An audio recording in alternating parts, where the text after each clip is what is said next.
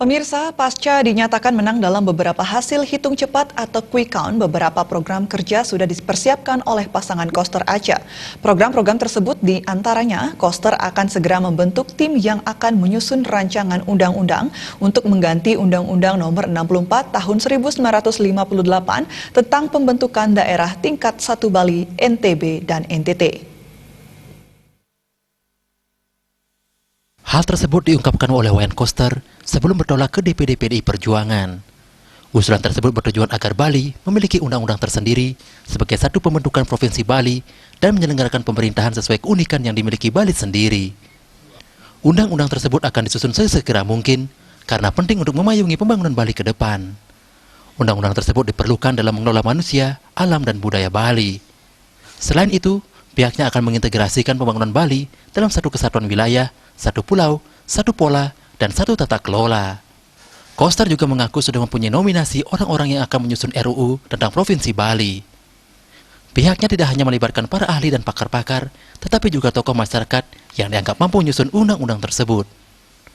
Pihaknya juga berjanji segera menyusun rancangan revisi Perda Desa Pekraman, Perda Pelindungan Mata Air, dan Perlindungan Budaya Bali. Akan langsung membentuk tim secara paralel bekerjanya yang melibatkan para ahli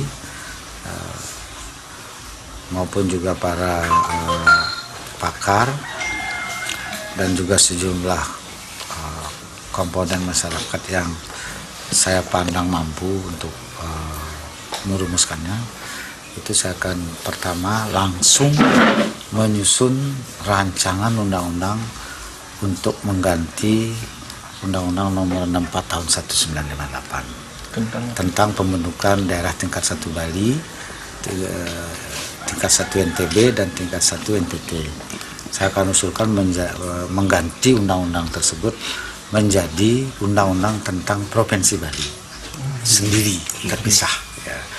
Jadi dengan demikian Bali dibentuk dengan undang-undang sendiri, NTB dengan undang-undang sendiri, kemudian NTT dengan undang-undang sendiri, sehingga masing-masing provinsi ini itu memiliki legal standing, payung hukum untuk menyelenggarakan pemerintahan daerah dan membangun daerah sesuai dengan keunikannya, kekhasannya, dan potensi yang dimiliki. Itu bukan otonomi khusus, ya, tapi undang-undang yang seperti daerah lain kan, pemakaran itu kan memang semua daerah baru kan dibentuk dengan undang-undang. Jadi Bali ini memang sudah waktunya dan sudah cukup lama semestinya ini dilakukan, karena Bali dibentuk dengan undang-undang yang dulu konstitusinya adalah Undang-Undang Dasar sementara. Hal tersebut menurutnya sesuai dengan visi misinya Satkerti Loka Bali, yakni melindungi manusia, alam, dan budaya Bali. Komang Yuda,